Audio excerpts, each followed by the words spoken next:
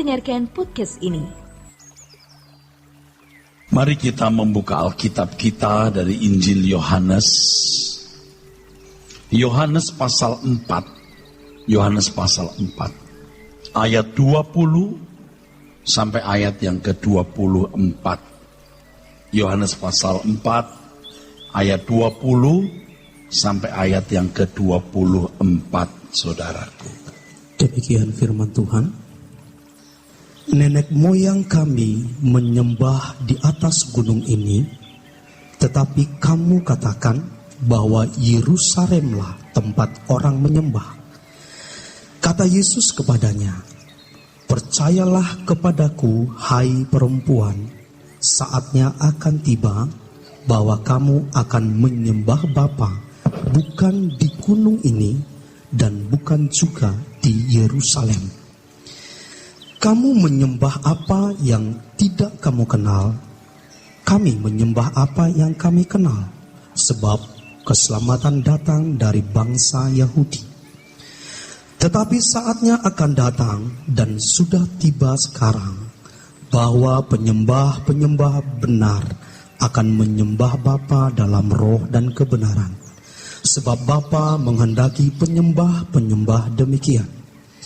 Allah itu roh, dan barang siapa menyembah Dia harus menyembahnya dalam roh dan kebenaran. Bapak Ibu saudaraku sekalian, percakapan antara Tuhan Yesus dengan perempuan Samaria di sebuah perigi atau sebuah sumur yang dikenal dengan sebutan Perigi Yakub dekat kota Sikar ini adalah satu percakapan yang luar biasa. Sebab pada intinya percakapan itu bisa memunculkan satu ekstraksi kesimpulan. Bisa memunculkan sebuah ekstraksi kesimpulan bahwa zaman beragama telah selesai. Zaman beragama telah diakhiri. Mari kita melihat latar belakang, saudaraku sekalian. Ini kalau Israel peta kuno demikian, saudara. Israel raya pada mulanya itu dipimpin Daud. Kemudian setelah Daud, Salomo. Setelah Salomo wafat, Israel terpecah menjadi dua. Ini Israel Utara, ini Israel Selatan. Israel Utara ini dipimpin oleh Raja Yerobeam. Sedangkan Selatan dipimpin oleh cucu Daud, Rehabeam. Cucu Daud ini memerintah berkedudukan di Yerusalem. Dan di Yerusalem ini ada bait Allah di mana orang-orang Yahudi sembahyang kepada Yahweh. Sedangkan orang-orang utara, ya, mereka memiliki ibu kota berubah-ubah dari Sikem, lalu berubah di Samaria. Dan mereka sembahyang menyembah Yahweh maksud saya, di satu gunung yang namanya Gunung Gerizim. Ini Yerusalem, saudaraku.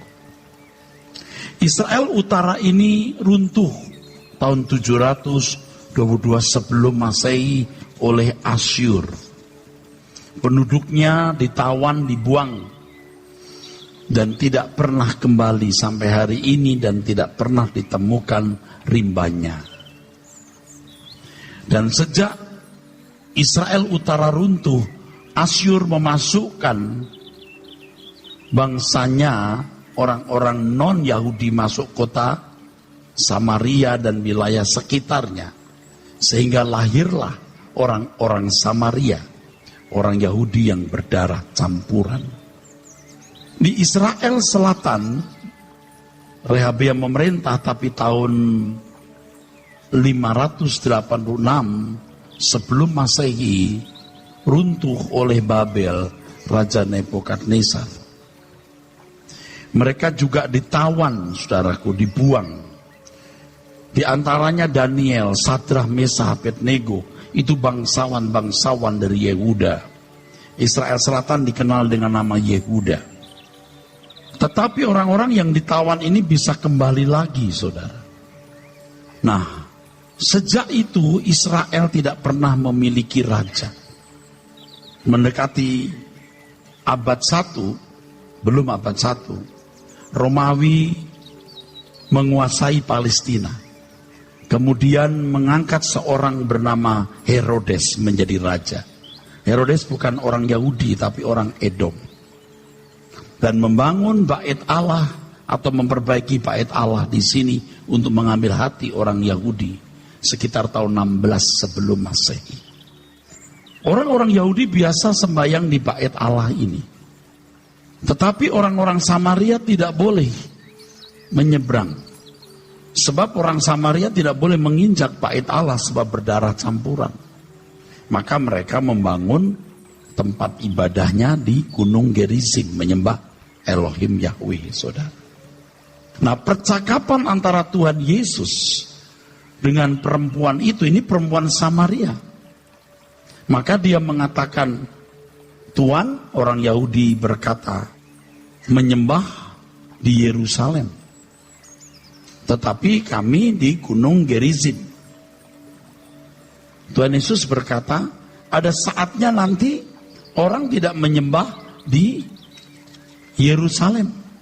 Juga tidak di Gunung Gerizim, tidak di atas gunung. Tapi menyembah Allah dalam roh dan kebenaran. Tadi saya sudah mengemukakan, zaman beragama sudah berakhir. Diganti dengan menyembah Allah dalam roh dan kebenaran. Bapak Ibu saudaraku sekalian, agama memiliki unsur-unsur. Yang pertama, ritual atau seremonial. Ritual atau seremonial. Ini kalau dalam bahasa umum, ini protokoler. Protokoler. Kalau mau ketemu pejabat tinggi, apalagi kalau tingkat presiden, tingkat gubernur saja, protokolernya sudah rumit, saudaraku. Siapa namanya, biodatanya, ada urusan apa, kapan, dress code-nya bagaimana, tidak sembarangan. Apalagi mau ketemu Bapak Presiden, oh tidak gampang. Bisa ditolak, urusan ini mesti ke menteri yang terkait dan seterusnya. Nah, bertemu dengan Allah harus ada protokoler. Itu yang namanya ritual atau seremonial. Protokoler. Liturgi gereja ini seperti protokoler untuk orang-orang Kristen yang bodoh, yang tidak mengenal kebenaran. Kita mulai dengan nyanyian dulu, irama pelan, beatnya lambat, nanti beatnya cepat, setelah doa pembukaan dan seterusnya. Itu yang disebut sebagai tata ibadah atau liturgi. Dari bahasa Yunani liturgos. Bagaimana seandainya tadi waktu Anda datang lalu disediakan kopi, teh, kue donat, kita makan donat dulu, minum teh, setelah itu Pak Eras datang, ayo udah kumpul duduk, dengar khotbah. Mungkin sudah ada yang bertanya, loh kok gak nyanyi? Apaan sih di gereja begini?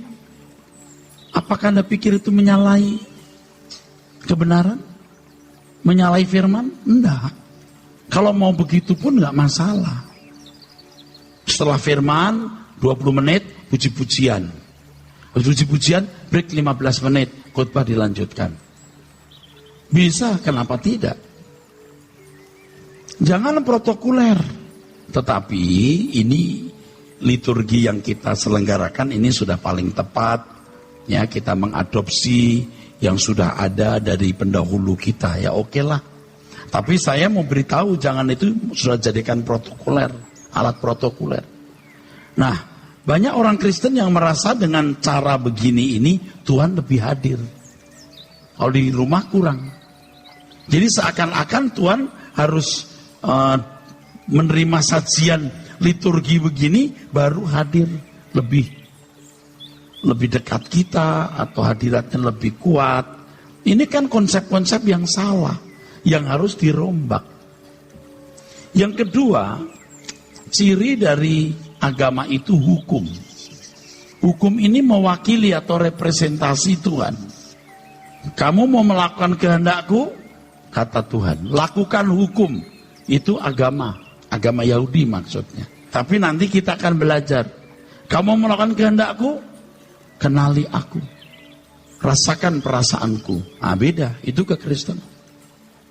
Lalu yang ketiga, agama ditandai dengan dominasi tokoh atau pengantara.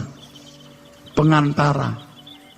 Ini seorang tokoh yang bisa menjadi jembatan menemukan Tuhan. Ini zaman sudah berakhir. Sudah berakhir. Sekarang sudah tidak lagi di Yerusalem, juga tidak lagi di atas gunung. Dalam roh dan kebenaran. Nah, kita lihat sekarang petanya. Ini agama, ini kekristenan. Ini manusia di sini. Allah di sini.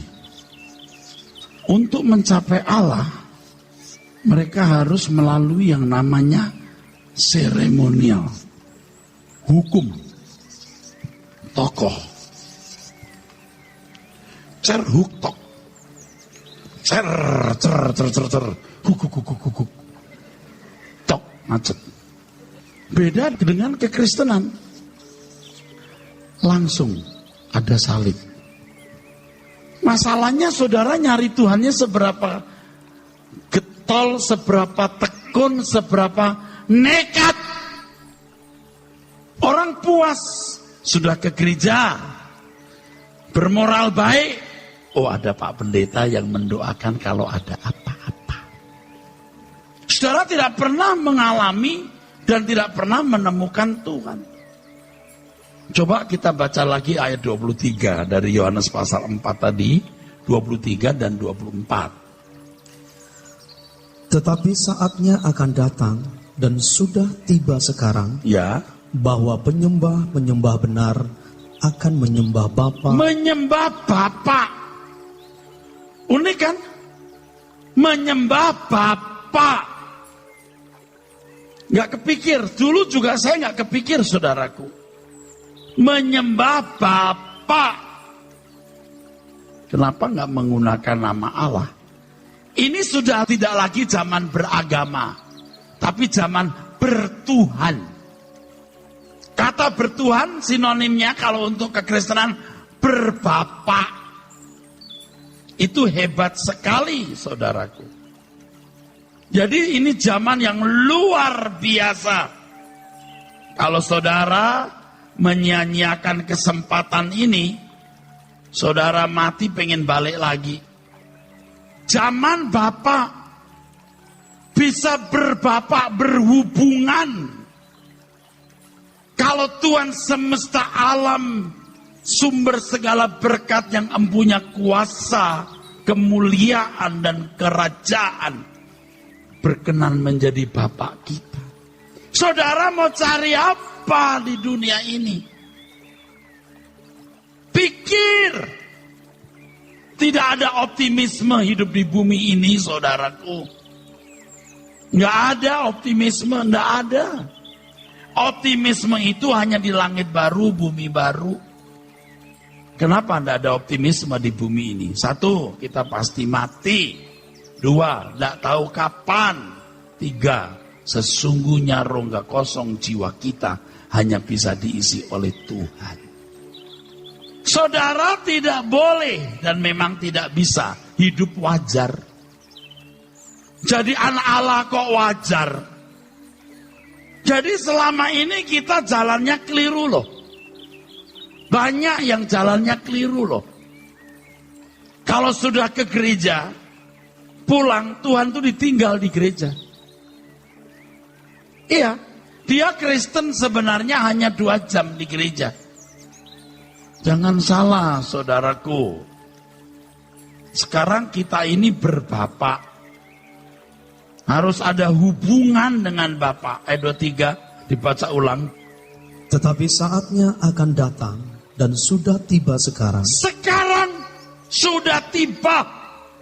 Ini yang Tuhan Yesus kita yang mulia berkata, orang-orang benar dan nabi-nabi ingin mendengar apa yang kamu dengar, ingin melihat apa yang kamu lihat. Kalau kekristenan hanya agama, tidak akan jauh beda kualitasnya dengan agama lain.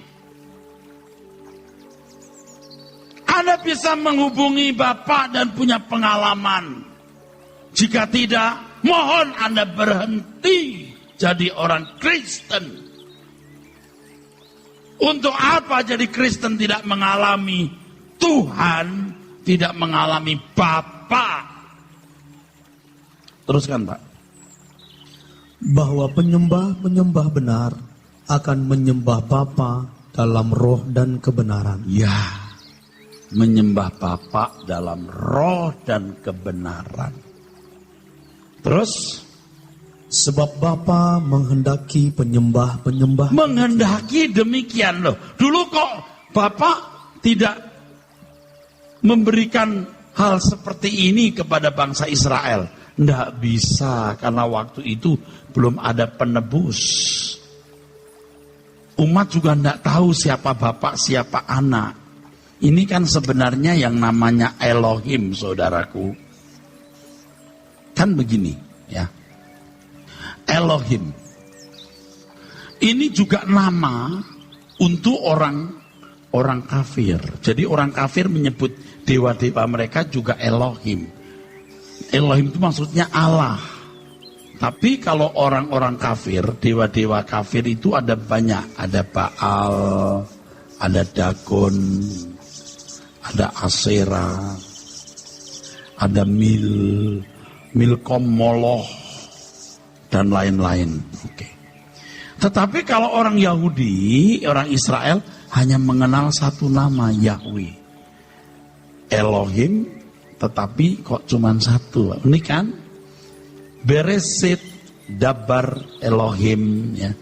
Kalau dalam Kejadian pasal 1, pada mulanya Allah menciptakan langit dan bumi, pada mulanya Elohim. Dalam bahasa Inggris terjemahkan God. Tapi kalau kata ini digunakan untuk kata yang sama, huruf yang sama, digunakan untuk Allah agama lain, diterjemahkan God. Memang kurang adil sih. Kalau mau jujur mestinya juga begini. Betul nggak? Tapi karena sudah punya premis, asumsi, ya udah. Nggak ada S-nya. Tapi kalau jujur begini. Nah, siapa ini? Israel nggak kenal. Di perjanjian baru Tuhan kita memperkenalkan, itu Bapa, itu Anak. Lalu ada Roh Kudus yang melingkupi semua. Ini rohnya Bapa. Nah, Tuhan Yesus menjadi anak Allah, menjadi Tuhan bagi kemuliaan Bapa. Diperkenalkan nyala Bapa. Diajarkan mengenal Bapa. Ya, kalau agama kan lakukan hukumku. Kamu melakukan kehendakku, kamu mau melakukan kehendakku, lakukan hukumku. Ini 50% dari karakter Bapa, dari karakter Allah. Jangan membunuh. Allah tuh nggak punya niat membunuh, ya. Jangan berdusta. Allah nggak dusta. Tapi yang namanya membunuh itu apa? Kalau hanya menghabisi nyawa orang, itu belum lengkap. Kalau Allah mengajarkan kepada kita pribadinya 100%. Kamu membenci itu membunuh. Kalau di sini cuma 50%, yang namanya membunuh menghabisi nyawa orang. Di sini Tuhan Yesus mengajarkan, kamu membenci saudaramu, kamu membunuh. Maka Tuhan berkata, aku datang bukan meniadakan hukum Taurat, tetapi untuk plerosai, menggenapi, to fulfill, menggenapi. Jadi saudara, kalau cuma di sini ya enggak usah jadi Kristen, karena kita di sini. Kamu mau melakukan kehendakku, lakukan hukum. Itu di sini. Kalau di sini, kau mau melakukan kehendakku, kenali diriku. Kenali aku. Rasakan perasaanku. Miliki pikiran perasaan Tuhan. Nah, kita di sini jadi anak-anak Allah. Luar biasa. 70 tahun umur hidup kita di dunia yang tidak bisa optimis ini. Dunia nggak bisa dijadikan optimis. Nah, sekarang Korea Selatan sudah mempersiapkan sekian puluh ribu tentaranya siap menghadapi Korea Utara. Udah. Anti rudal ditaruh di Korea Selatan itu mengontrol seluruh RRC dan Rusia. Gak suka RRC. Ya kita tunggu saja saudaraku. Kalau perang dunia ketiga bisa muncul beberapa waktu ke depan kan lebih lengkap firman Tuhan digenapi. Korea Utara pemimpinnya model begitu ya gak jelas. Bisa memerintahkan luncurkan rudal. Set. Nah orang yang musuhnya Jepang, Korea Selatan dan Amerika kan gak bodoh. Bisa dikacaukan itu komputernya. Itu rudal melesat ke atas. Dikacaukan komputernya. Bingung dia.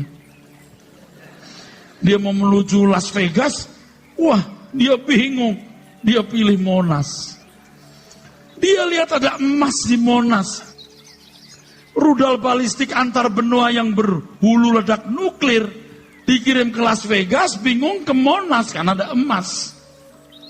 Saudara yang tinggal di Bekasi, Kebon Jeruk, Kelapa Gading, Bogor, Cianjur, kebagian.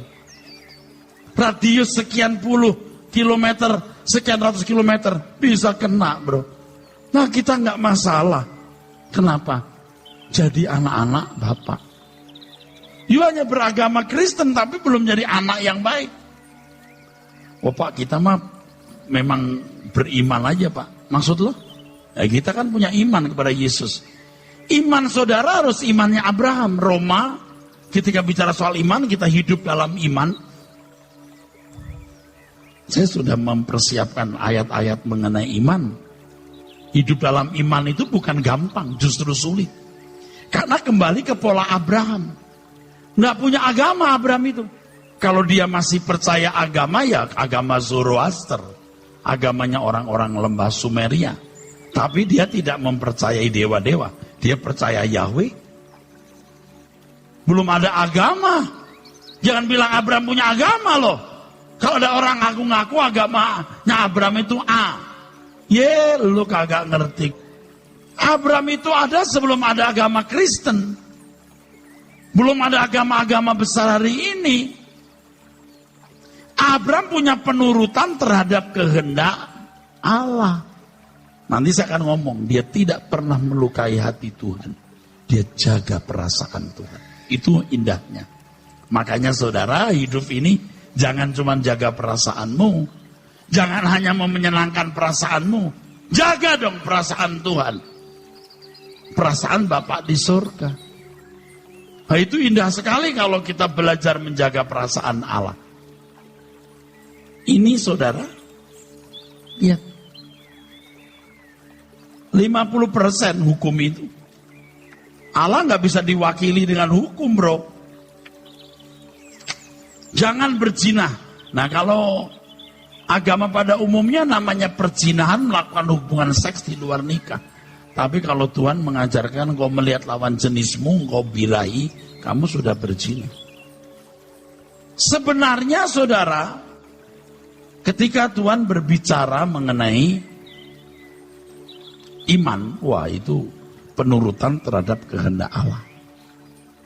Tuhan Yesus berkata, aku ini datang bukan meniadakan, tapi menggenapi, menyempurnakan, plerosai, to fulfill. Jadi utuh. Nah, hukum itu sebenarnya cermin karakter Allah. Hukum itu. Tidak membunuh, tidak selingkuh, berarti Allah itu setia. Tidak menipu. Tapi hanya 50%. Ketika Tuhan Yesus melengkapi, jadi 100%. Karakter Allah nampak sepenuhnya. Itulah sebabnya Tuhan Yesus berkata, makananku melakukan kehendak Bapa dan menyelesaikan pekerjaannya. Di Yohanes pasal 4 juga, cuman ayat 34, saudaraku. Jadi Tuhan Yesus datang itu menggenapi hukum Taurat, mau menunjukkan ini loh karakter Bapak. Yang kamu harus miliki karakter seperti ini. Seperti ini loh karakter Bapak. Jadi kalau cuma hukum belum bisa menampilkan wajah Tuhan. Wajah agamanya Tuhan. Wajah agama dari Tuhan yang benar. Tapi Kristen itu menampilkan wajah dari Tuhan sendiri. Berat Pak. Jadi jangan memandang kalau yang namanya zaman anugerah itu ke surga lebih gampang. Enggak. Zaman anugerah itu zaman yang sulit bagi yang dipilih jadi umat pilihan. Karena zaman anugerah zaman sekolah. Orang-orang yang dipilih disekolahkan untuk menjadi seperti Tuhan Yesus. Anda nangkap saya ngomong apa ini? Jangan gampang masuk surga. Nah pakai pengertian ini orang-orang ini. Nih begini saudara. Dulu kita ini orang-orang jahat. Min. Kita terus oleh salib. Ya kita mau jadi orang baik-baik. Dulu kita jahat. Lalu kalau orang-orang beragama dijadikan baik, kosong. Jadi nggak jahat. Biasanya orang puas sampai di sini. Padahal salib Tuhan itu tidak membuat orang cukup jadi baik. Terus sampai plus. What must I do, Lord? Menyenangkan Bapak. Plus. Orang puas pokoknya nggak berdosa. Menurut hukum. Di sini orang ya hanya beragama. Hanya menurut hukum. Nah orang-orang Kristen begini sering masih bisa kecewa. Tadi saya ketemu seorang ibu dengan anaknya. Saya tanya, Bapak mana? Ibu usia sekitar 46. Bapak mana? Suami saya nggak ke gereja Pak. Sudah tidak ke gereja lagi. Oh, karena kecewa kepada Tuhan. Hah? Berani kecewa lalu tidak ke gereja. Kenapa? Ya, dia sekarang sih lagi pergi sama adik saya, Pak. Karena suaminya pulang 3 hari, dia pergi lagi. Oh, adik saya juga kecewa kepada Tuhan. Oh, kecewa pangkat 2. Kenapa? Suami saya itu kontraktor. Dia invest tanah banyak. Lalu, giliran dia butuh modal untuk kerjaan, enggak ada. Nggak punya duit. Dia coba jual tanahnya, nggak laku-laku. Nah 1 kali Pak, udah pasti laku. Ada orang bayar. 3 hari sebelum pembayaran yang beli mati. Kecewa dia. Soal mati yang bisa ngambil Tuhan masalahnya. Loh kenapa Tuhan ambil nyawanya, udah mau tinggal pembayaran. Lah terus adik saya Pak kecewa Pak. Karena berkali-kali dia mengurus visa ke Amerika tidak pernah berhasil. Oh, gara-gara tidak dapat visa lalu kecewa kepada Tuhan. Apakah dia tidak tahu ada visa ke surga? Jadi yang satu kecewa karena tidak mendapatkan visa, satu kecewa karena Tuhan membunuh orang yang membuat pembayaran. Saya jadi ingat satu kisah. Saya kenal dengan seorang bapak. Ganteng, besar badannya, pengusaha. Dia juga kecewa. Dia punya anak perempuan, dia punya istri 1. Dia berapa kali ketemu saya. Saya hanya sebagai pembicara di gereja itu, bukan saya mengembalakan. Dia berapa kali ke tempat saya. Sampai 1 kali tidak mau ke gereja lagi. Dia terang-terangan berkata, Pak, saya tidak mau ke gereja lagi. Loh, kenapa? Saya kecewa dengan Tuhan. Ini sama nih. Kenapa Tuhan tidak memberkati usahaku, pekerjaanmu? Padahal sudah kuurapi dengan minyak urapan. Nah, saya masih ingat sekali. Ya, enggak, saya bukan mencela minyak urapan. Minyak urapan juga tidak salah kalau digunakan dengan iman. Dia kecewa. Akhirnya enggak lama dia meninggal, saudara.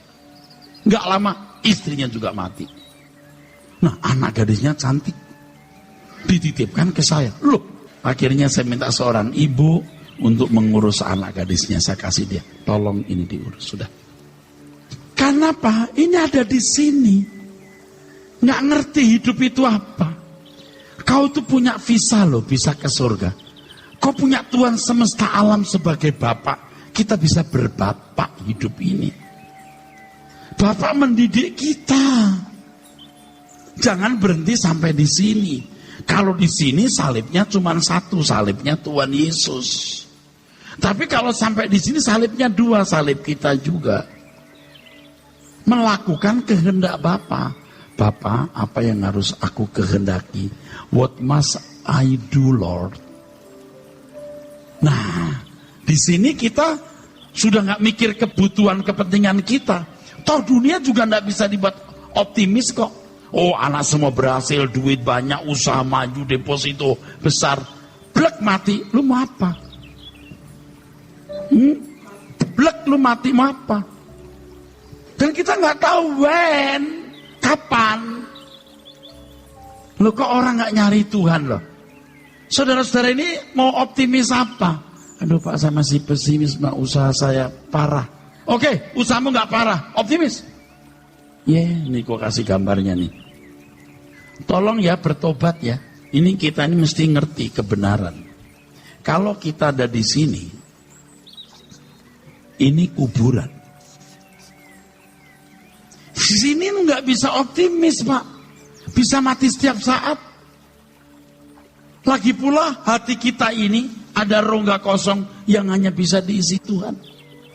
Diisi yang lain nggak pernah puas. Mosok Pak? Ya coba aja. Bandel. Kita hidup itu hanya untuk ini di sini. Optimisnya di sini. Jadi kalau kita sekarang sekolah, kuliah, kerja, bisnis, itu untuk kepentingan Bapak di surga karena harta kita sendiri itu di sini. Harta orang lain tuh yang sekarang ini ya milik Tuhan. Tapi kalau ngomong begini jangan Anda pikir saya sedang mau memperdaya saudara. You itu nothing kalau nggak berarti buat Tuhan. Nih. Ku mau hidup seturut kehendak-Mu Tuhan. Ku mau memberi semua yang dapat ku berikan. Ku mengasihi-Mu lebih dari semua, melayani di bumi, di surga. Ku mau hidup seturut kehendak-Mu Tuhan. Ku mau memberi semua yang dapat ku berikan. Ku mengasihi-Mu lebih dari semua, melayani-Mu di bumi, di surga. Kau ajarku hidup yang sungguh berarti, seperti hidup yang Engkau jalani. Anggur yang tercurah, roti yang terpecah, hidup bermakna bagi sesama. Kalau Anda nggak mau ya nggak apa-apa. Anda mau jahat, nggak mau jadi baik aja nggak dipaksa. Jangan punya satu salib, salibnya Tuhan Yesus. You juga punya salib sendiri. Melakukan kehendak Bapa seperti anggur yang tercurah, roti yang terpecah. Tapi kalau saudara nggak mau ya nggak masalah. Nggak masalah buat saya, masalah buat lu. Resiko ditanggung penumpang. Nah selagi kita hidup punya kesempatan berbapak, kok nggak mau? Saudara tanya, Tuhan, apa yang kau kehendaki dalam hidupku? Tanya. Jangan hanya mau berkat-berkat Tuhan saja tapi nggak ngerti. Maka saya tidak pernah mengajarkan Anda memberi supaya diberkati lebih banyak. Itu salah. Saudara berikan. Anda akan diberkati Tuhan berlipat kali ganda. Jangan begitu. Itu kelasnya orang yang mau mancing. Saya sudah kasih ilustrasi berkali-kali. Kalau anak memberi uang ke orang tua saja, karena nggak enak, orang tua itu nggak dihormati loh. Ini mam, untuk mama nggak enak nggak ngasih mama. Lu ya kecil gua gedein. Lu gede kurang ajar ngomong begini. Kalau bisa gua kecilin lu. Apalagi kalau bilang, Mama ini 10 juta Mam. Untuk apa? Untuk Mama. Maksudnya ya biar jadi 30, 60, 100 kali lipat. Kurang ajar kan? Kok begitu loh? Kita berhutang loh sama Tuhan. Apalagi kecewa tadi. Apa hakmu kecewa? Kamu bernapas dengan oksigen yang limpah. Kamu nggak bisa ciptakan oksigen loh. Tuhan yang ciptakan sebanyak ini. Matahari, bumi ini jaraknya itu konstan. Tuhan loh yang mengatur kekuatan magnetnya yang konstan. Ini kalau matahari bumi dekat sedikit nih. Sate. Jadi sate kita tahu. Agak jauh dikit, es mambo. Ku nggak terima kasih loh. Kamu ada ini karena Tuhan. Yuk pikir, kenapa kamu nggak jadikan cupang? Kok nggak bersyukur loh? Hah? Ayo dong tanya Tuhan, what must I do for you? Sebenarnya Bapak juga tidak butuh-butuh loh. Saudara siapa sih? Tapi kalau kita bisa berkata, Tuhan, aku mau buat sesuatu untukmu, menyenangkanmu. Apa ya Tuhan? Saudara mau nggak? Anda nggak berubah, rugi loh. Ini rugi loh. Rugi banget loh. Kita mau melayani Anda supaya dilahirkan anak-anak Allah. Itu nggak kebeli di kekekalan. Ya saudara, saya juga kalau mau happy-happy sendiri juga nggak mau capek-capek lah saudara. Tapi kalau kita merasa berhutang kepada Tuhan, saya berkata, ini tadi, ku mau hidup seturut kehendak-Mu Tuhan. Ku mau memberi semua yang dapat ku berikan. Ku mengasihi-Mu lebih dari semua, melayani-Mu di bumi, di surga. Kalau saudara mau saya kasih tahu loh beratnya. Masih mau? Oke. Begitu saudara bilang mau, ada pengujian. Pengujian. Nggak gampang. Pengujiannya satu, kesempatan berdosa.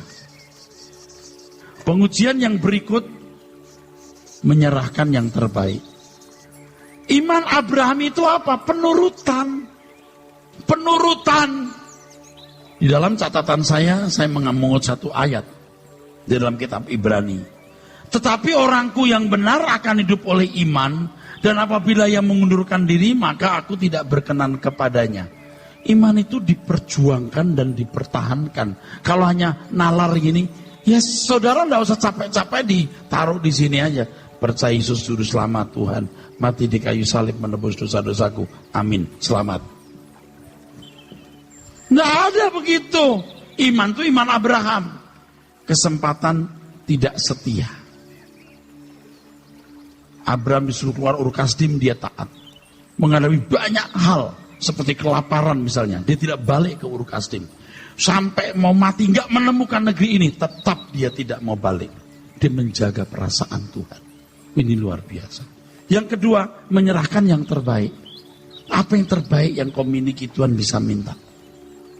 Nah itu masing-masing punya persoalan sendiri deh. Kalau saudara bisa lulus ini, aduh jadi kekasih Tuhan. Yuk kita berjuang yuk untuk tidak melukai hati Bapa. Kita diberi kesempatan menyenangkan, memuaskan hati Tuhan saudaraku. Kalau kita memberi nilai tinggi Tuhan, apapun kita lakukan. Ayat 23 dibaca lagi. Tetapi saatnya akan datang dan sudah tiba sekarang bahwa penyembah-penyembah benar akan menyembah Bapa dalam roh dan kebenaran. Proskuneo, menyembah di situ. Arti sempitnya tunduk. Arti luasnya memberi nilai tinggi. Kalau kita memberi nilai tinggi kepada sesuatu, apapun kita berikan. Misalnya nih, si Akyong nih, jatuh cinta sama si Fang Fang. Itu baru kerja sebulan, gaji 4,5 juta. Fang ulang tahun. Aduh, kenapa ulang tahunnya sekarang ya? Kata si Akyong. Aduh, kenapa sekarang ulang tahunnya? Ini cinta lagi membara. Lagi, bukan hot, tapi hot. Hot bener. Uang 4,5 juta. Aduh. Akhirnya itu gajian. Ulang tahunnya tanggal 29. Gajian 28. Aduh. Gimana nih? Dia ambil tuh gajinya. Kebetulan kepala personalnya bekas teman dulu. Dia bilang, gaji gue bulan depan gue bisa minta lagi nggak? Gaji bulan depan pun diminta jadi 9 juta. Kau tiaw. Biar jadi kue tiaw nggak apa-apa dah bulan depan. Itu 9 juta dibelikin hadiah. Diajak makan demi Fang. Itu contoh sederhana. Itu mah terjadi mudah begitu. Nggak bisa cuman Fang, I love you. Cukup. Tapi aku mau ulang tahun kok. Pokoknya I love you. Engkau kasih hadiah nggak sama saya? Yes, nggak perlu. Yang penting I love you. Tapi kan pada umumnya orang kasih hadiah lah kok. Ini ulang tahun demi cintamu. Enggak. Yang penting I love you. Itu mah bukan cinta. Nah banyak orang Kristen kalau di gereja, Tuhan aku mencintai, menyenangkanmu, senang. Menyenangkanmu. Doing nothing gimana sih? Saudara mencintai Tuhan? Ini kan bengkel Pak. Kalau Anda sudah baik ya silakanlah Anda mejeng di Monas. Kita semua kan ibarat mobil rusak, dibengkeli. Ini kita ini dibengkeli. Gereja itu kan kayak rumah sakit. Kita lagi dirawat. Tapi jangan gak mau sembuh dong. Dikasih obat jangan dibuang obatnya terus minum airnya. Ada yang begitu.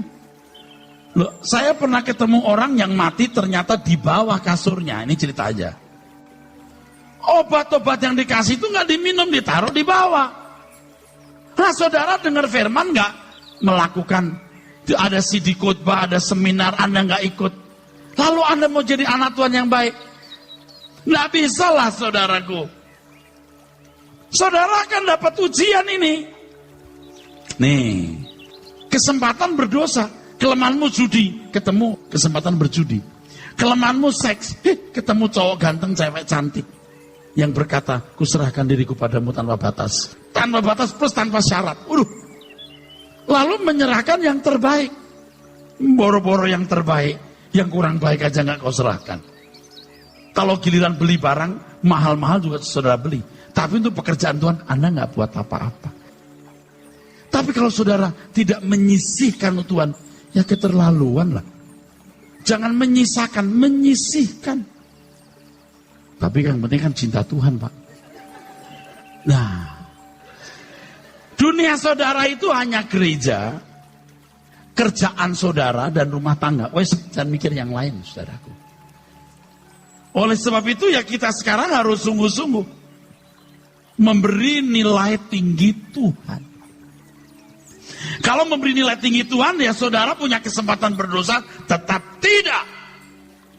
Ingat rumus ini, 2 ini, tolong dicatat di dalam pikiran dan jiwa saudara. 1, tidak ada orang yang lebih beruntung dari orang yang menjadi kekasih Tuhan.